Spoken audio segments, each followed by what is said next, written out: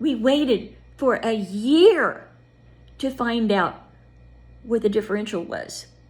So for that, I had to go up to Dallas. I live in Dallas, and I had to go up to UTS Southwest, and they're going to do the differential because they had it down. This doctor, the neurologist that I saw where I used to live,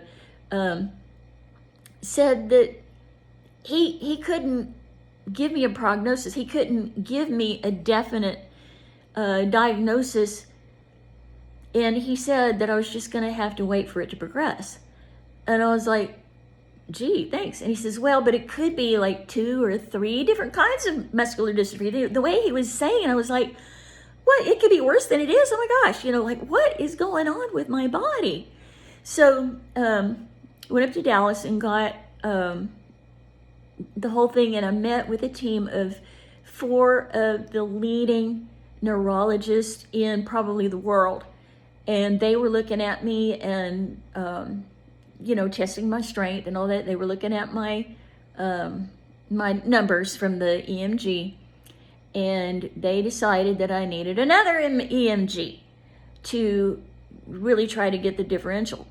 And I was like, oh no. So I had to schedule another time to come up, and it was terrifying. And I would cry every night. And I would pray. I would pray to God, why me, Lord? Why me? Why? What is the purpose for this? What are you trying to teach me? What did I do wrong? I'm a sinner, but I'm not any more of any other kind of sinner. Like, what is happening to me?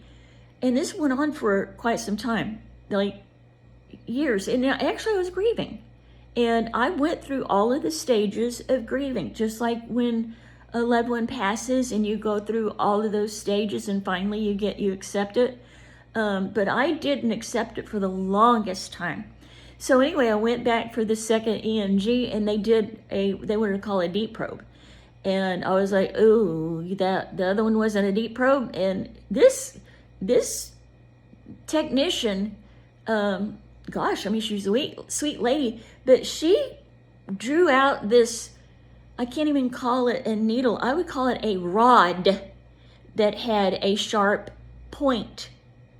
And it had a EMG voltmeter thing on it too. And I made my ex-husband come in with me. And he didn't want to. And I was like, no, you're going to sit here and you're going to see what they are doing to me. And he sat there and he grimaced and he looked away, and it was terrifying. So yeah, she put this big, wide rod of a needle in my biceps and started gouging around, like digging around in my biceps, in my shoulders, my scapula, all of that whole area there, to get a good reading so that they could find out what I had. I thought I was going to bite my tongue off. It was, but I guess the good point was that I had already been tortured once. And so this wasn't such a shock that it was going to happen again, but man. So anyway, I definitely wish on all of y'all that you would never, ever, ever, ever have to go through anything like that. I mean, and if you ever had, I have full, complete compassion and understanding for what you went through, because I went through it too. It's awful, just awful. So anyway, and then they still didn't tell me what it was. They were like, we'll let you know. Well, they didn't let me know until, y'all, the day before the Jerry Lewis telethon. So, the Jerry Lewis telethon came on Labor Day. I think, whenever it is, like a Saturday, right? And the Saturday, and I came up the day before. I came up to Dallas for the day before. And that's when they told me I had muscular dystrophy. And I just about reeled. And on the way home, my ex-husband cried. And he says, are you going to die? And I said, I don't know. And he says, by that time I had 7 children. He says, what am I going to do with 7 children if you're gone? And I said, you'll figure it out. But it was like eerily silent on the way home because we were both processing it. And I didn't tell the kids right away. And when I did tell them, they cried. And they're like, Mommy, you're going to die. And I'm like, I don't think so, but I don't know. So anyway, it took forever. They thought that I had FSH dystrophy. FSH is facial scapular humeral dystrophy. But it did never go up in my face.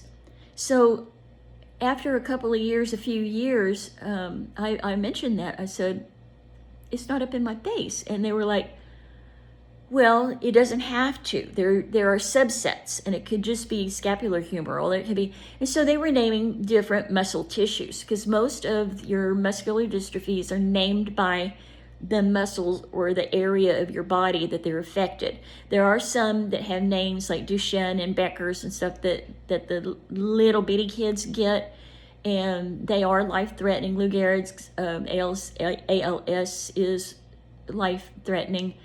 But FSH isn't. And one of the neurologists told me, well, if you have that one, you're lucky, because if you're gonna choose one, if you were supposed to choose one, that'd be the one to choose.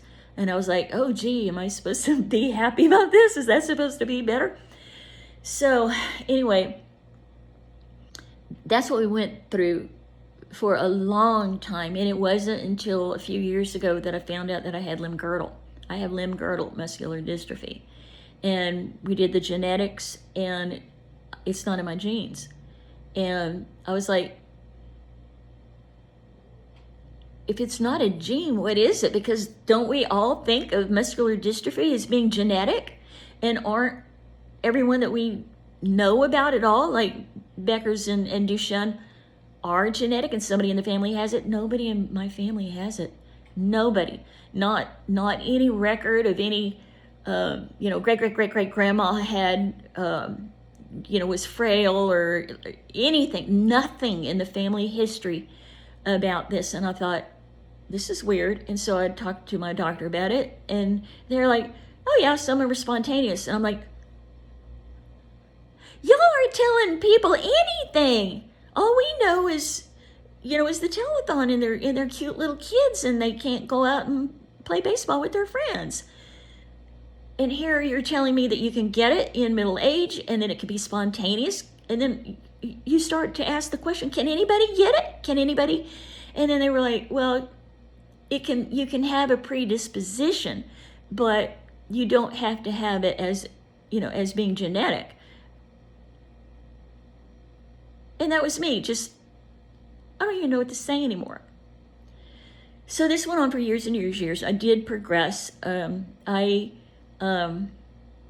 needed to divorce my ex, and at the time I was using a walker, and I got a job as a teacher, and a special education teacher, and absolutely loved my job. And with that money from the salary that I was making, I was able to buy a car and lease an apartment and gather up my stuff. And I still had one of the children with me, and